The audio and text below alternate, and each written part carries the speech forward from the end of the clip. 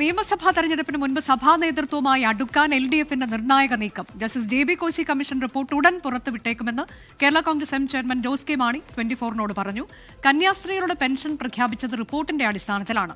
13-ാം തീയതി റിപ്പോർട്ടുമായി ബന്ധപ്പെട്ട ചർച്ച നടക്കുമെന്നും ജോസ് കെ മാണി പറഞ്ഞു.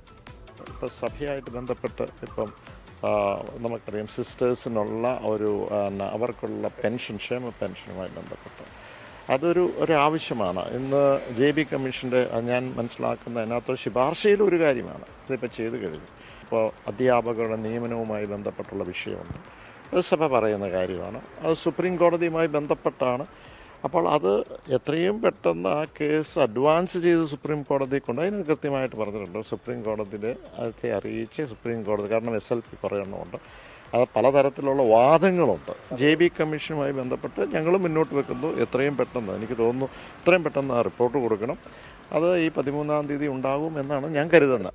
ലോകത്തെവിടെയായാലും ഏത് സമയത്തും 24 വാർത്തകളും ഓഗ്മെന്റഡ് റിയാലിറ്റി പാക്കേജുകളും എക്സ്പ്ലെയിനറുകളും വിശദമായി കാണാൻ ഞങ്ങളുടെ YouTube ചാനൽ നിങ്ങൾക്ക് സബ്സ്ക്രൈബ് ചെയ്യാം.